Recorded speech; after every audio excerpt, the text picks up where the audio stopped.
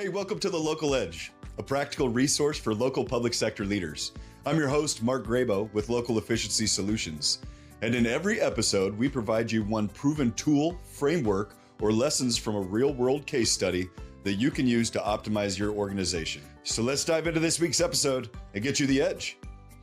Hey everybody, like I said in the intro, my name is Mark Grabo. I run a company called Local Efficiency Solutions. I do public sector optimization at the local level. In today's episode, my very first episode, we'll be covering something that I just actually went over with the local government here in Oregon while presenting to the City Council. That's the WCAG Level 2.1 requirements. We'll talk about what WCAG is, why it matters to you, when the deadlines are, and then I'm going to cover a free tool you can use to manage your progress as you upgrade your web content accessibility to stay in compliance with federal ADA mandates. All right, let's get into it. All right, y'all. So we're talking about WCAG, what it is, why it matters, when the deadlines are, and then what you need to do about it. Going to start here on this page, ADA resources. This is their fact sheet on the new rule for accessibility. I got this from their main page, their resource for state and local governments' first steps towards complying with the Americans with Disabilities Act, Title II, Web and Mobile Application Accessibility Rule.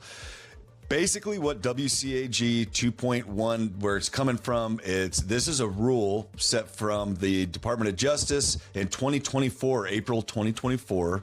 And this new rule established that WCAG 2.1 level AA is the new mandate for accessibility requirements, ADA requirements across the country. This is that new rule where it's talking about from WCAG 2.0, which has been in existence since 2008 and has been established for years as a benchmark for accessibility. According to the department's research, WCAG 2.1 is already being increasingly used by members of the public and state and local government entities. So it's already being used, at least this further goes on to say, at least 10 states at the time of this rule were using this as a standard. So they start going through how this resource can help you, why the compliance is important. I'm going to give you the nuts and bolts of it. So action 1, steps. Learn about the rules, requirements, and it gives you some links that you can go through. I've got both these pulled up. I read through both of them, the fact sheet and the small entity compliance. The biggest thing that this is saying is it covers who is a local government. Obviously, if you're already working in local government, you already know you are one. So it talks about that, and then it covers the dates. We're going to get into the dates. Let's start with the fact sheet, though. What is it and why it matters, what the requirements are. So this new web accessibility standard, there's going to be some big requirements. Overall, this is the higher altitude coverage of it. Big requirement. The Web Content Accessibility Guidelines, WCAG version 2.1 level AA, is the technical standard for state and local governments, web content and mobile apps. That's the main big requirements. It goes on to detail how that plays out. And then it's also a requirement. The state and local government's web content usually needs to meet WCAG 2.1 level AA. Usually, there are some exceptions, which we'll cover. Next requirement, state and local government's mobile apps will usually need to meet WCAG 2.1 level AA. Then it's got some exceptions, limited situations. Some kinds of web content and mobile apps do not have to meet WCAG 2.1 level AA. Exception applies to certain content, such as archived web content. Won't have to apply to that if you've got a bunch of stuff that's already archived. And then pre-existing conventional electronic documents like PDFs, old documents like that on the website. Sometimes those can be hard to make into documents that meet WCAG level 2.1.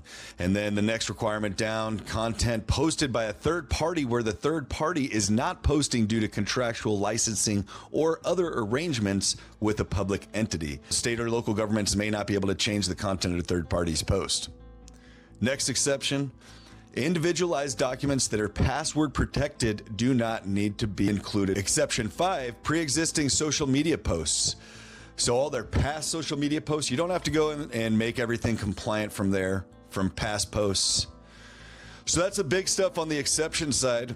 We're going to talk next about why this matters, and I'm going to pull up this.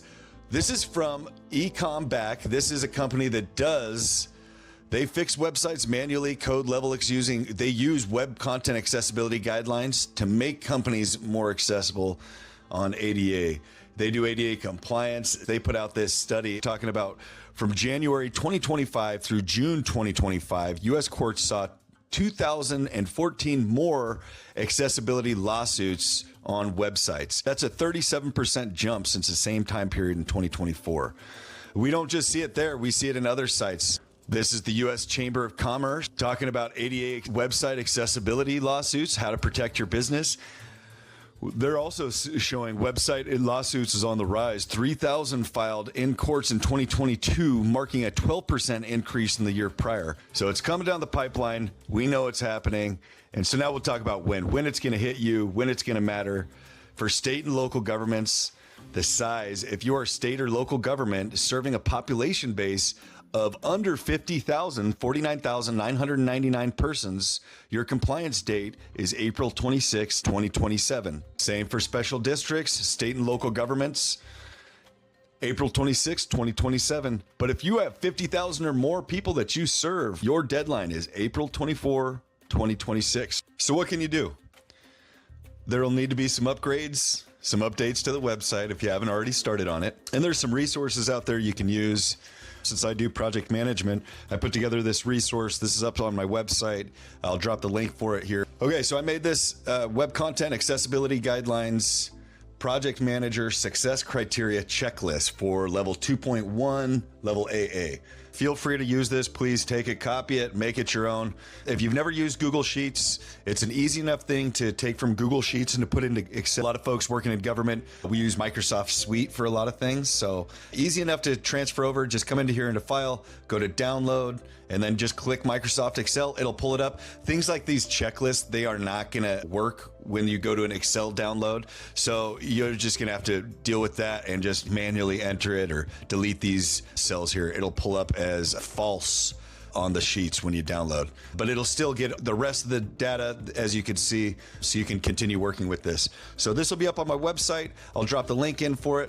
So what we've got is just starting on the left and working over. This is the project manager success criteria checklist. So I took the whole web content accessibility guidelines book. It's a large document, and broke that into something actionable that you can use in your upgrades of your website.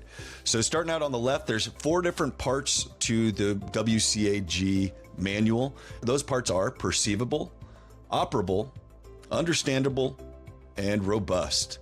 And then the guideline group, that's which section it is in the WCAG. That's the name of the section. And then those actual section links, I'll pull these up. Each of those are live links that you can pull and just confirm what it is. If you need to read it, go through, and then it'll show you in this column here, column D. Orange is A, bold red is the AA, and then grayed out here is AAA. That standard does not need to be met currently. It's just A and AA. And you can feel free to sort this, obviously, as it'll fit your needs, and just remove out the AAA. But I kept it in for posterity because we might need to move to AAA in the future. Who knows? And then the description of that group, that guideline. Then here's the checkboxes. Column F is if you're in compliance, no update needed, check it off. And then if there is an update needed, and you've assigned that task, who's going to be doing the upgrade, check it off here. Manipulate that as needed. And then when the update is complete, and any notes here. So this goes through each one of the different sections of the guideline, breaks it down into something actionable you can use in your upgrades, and allows you to check it off. I'm a project manager, so I got to do something that I can use to tick the boxes as I go. Feel free to use this. Like I said, pull it off the website and make it your own. And I hope this helps. All right, so that is the coverage on WCAG 2.1 level AA, the new requirements coming down the pipeline, what it is, why it matters to you if you're in local government, when the deadlines are, and then there's a resource you can use. I hope you found that helpful. Please let me know in the comments. This is my very first podcast. I care about local government. I care about public service at the local level. I'd be happy to help answer any questions about the resource. Feel free to shoot me an email. None of this is legal advice, so please consult your lawyers about this new requirement from ADA coming down the pipeline. I'll be delivering these once every week for the next 4 weeks, and then I'll take some time off for the holidays, and then I'm going to do one once every 2 weeks. Every second Wednesday, I will drop another podcast, something that's real, actionable tools that you can use in your everyday life to optimize your organization. Like I said at the start, my name is Mark Grabo with Local Efficiency Solutions, and this has been the very first episode of The Local Edge. And I'll sign off with the way that one of my old fire chiefs used to say whenever he'd tell us to get out of the meeting room, go forth and do good things. Take care, y'all. Until the next one.